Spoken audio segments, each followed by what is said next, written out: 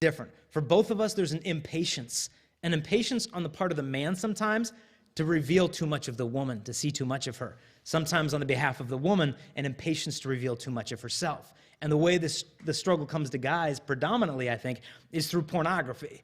And when it comes to pornography, I think when girls understand how many guys actually struggle with porn, typically, and it's not that it's only a male problem, but when the girls find out how many guys are entrenched in this, girls usually don't get mad. They feel sorry for us. Because the porn for a man is the best way for a man to just shoot his future marriage in the head, teaching me that girls are things to be used, and when I get bored of them, I will proceed to the next fantasy. In high school, we'd laugh it off. Oh, whatever, I'm not getting anyone pregnant. And we would just laugh it off, and the porn was everywhere. Your buddies had it. The first porn I ever saw, I was in 2nd grade. I mean, my friend and I were just riding our bikes in the neighborhood. We found a dirty magazine. I'm like, oh, what's that? I'm like, nice to meet you. And we're like, what do we do with it? My friend said, let's keep it. I said, well, yeah, but where do we put it? He said, let's put it at your house. I'm like, oh, good idea. So ride to our house.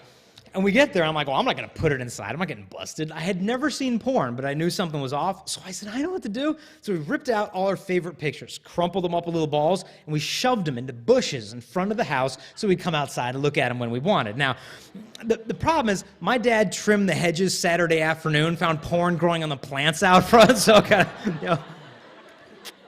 kind of got busted by the porn plant, but,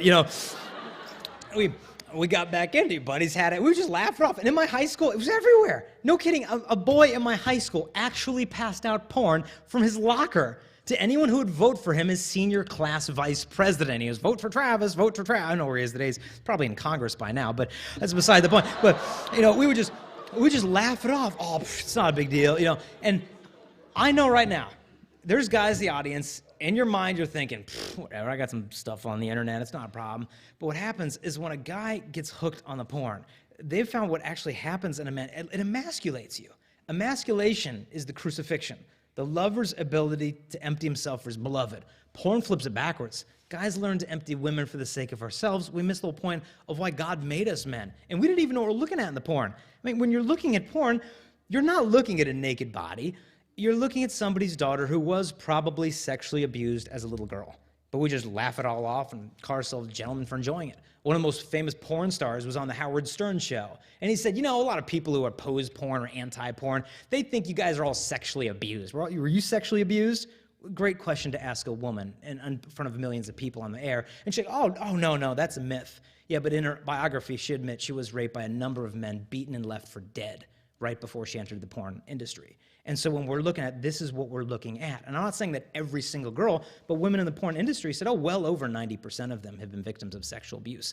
By the very fact they're in the industry, they are being victimized through that. And the fact is, with the pornography, we don't even know what we're looking at. I mean, some of the girls in porn aren't even alive. Porn stars have a huge mortality rate. Death by drug overdose, murder, suicide, AIDS. In fact, I got an email from her grandpa.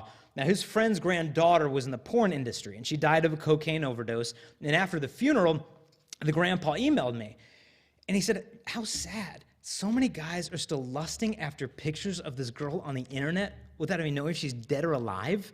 I mean, the morbidity of lusting after women who could be in coffins right now should make any man that struggles with porn look and just say, my God, what am I doing with my sexuality? Who have women become to me? Who have I become to women? Some of the girls in porn aren't even human beings. Maxim magazine has paid computer companies more than $20,000 a piece to create fake women. Not airbrushed, fake. Legs, eyes, everything on the woman created with a computer program. She doesn't exist. And they've used these girls for their cover models. But they found out scientifically, if a guy gets addicted to internet porn, he will actually train his brain to expect all women to live up to his disposable little fantasies.